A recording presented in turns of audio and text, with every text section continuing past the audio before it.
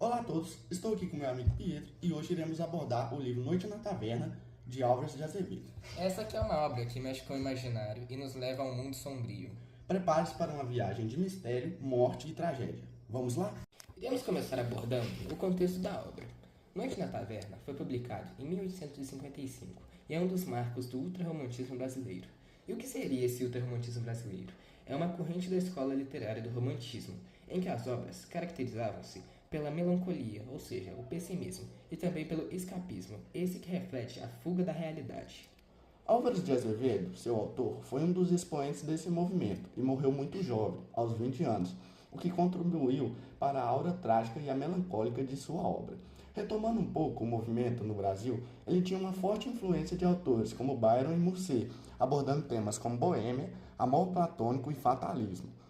E o livro reflete essas características, mas como um toque de gótico, um estilo que remete a cenários decadentes e personagens misteriosos.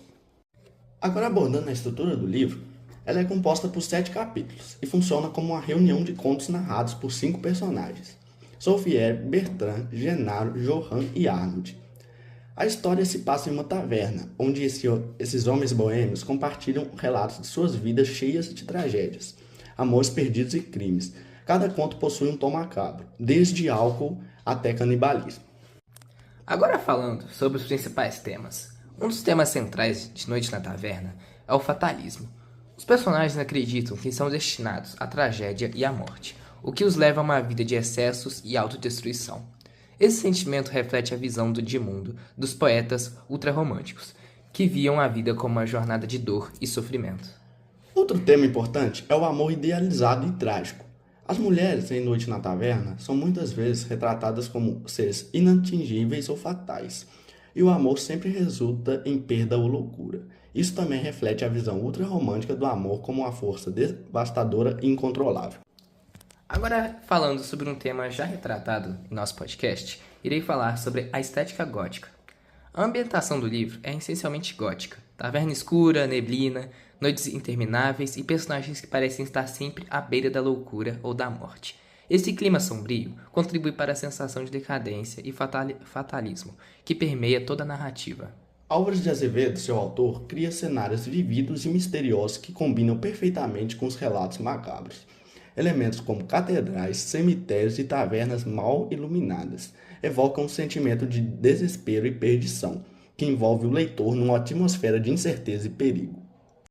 Agora abordando sobre a reflexão deixada pelo autor sobre a obra. Apesar de sua curta vida, ele nos deixou uma marca indelével na literatura brasileira. Noite na Taverna nos convida a refletir sobre as profundezas da alma humana, a fragilidade da vida e a busca pelo sentido em meio à desilusão e ao pessimismo. O livro é também um reflexo de sua época, mas ao mesmo tempo seus temas atemporais continuam a ressoar nos dias de hoje. Sejam as narrativas de morte e traição, ou a idealização romântica e o sofrimento amoroso. Os elementos da Noite na Taverna permanecem relevantes e integrantes até os dias de hoje. Agora iremos contar sobre a história de cada personagem, começando por Johan. Sua história é marcada por mistério, amor proibido e tragédia. Ele relata um episódio em que, ao viajar pela Itália, se apaixona perdidamente por uma mulher casada.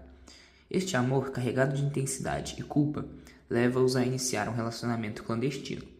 Certo dia, Johan decide fugir com a mulher, mas a situação rapidamente se transforma em tragédia. Durante a fuga, eles encontram o marido da mulher, que o surpreende. Um desfecho violento e sombrio, Johan acaba assassinando o marido, mergulhando ainda mais na escuridão de sua paixão e no peso de suas escolhas. Sua narrativa reflete os temas recorrentes do ultrarromantismo: amores intensos e destrutivos, a transgressão moral e o trágico destino dos personagens. Como os demais contos da obra, a história de Johan contribui para a atmosfera de decadência e melancolia que define o livro. Agora irei falar sobre a história de Claudius Hermann.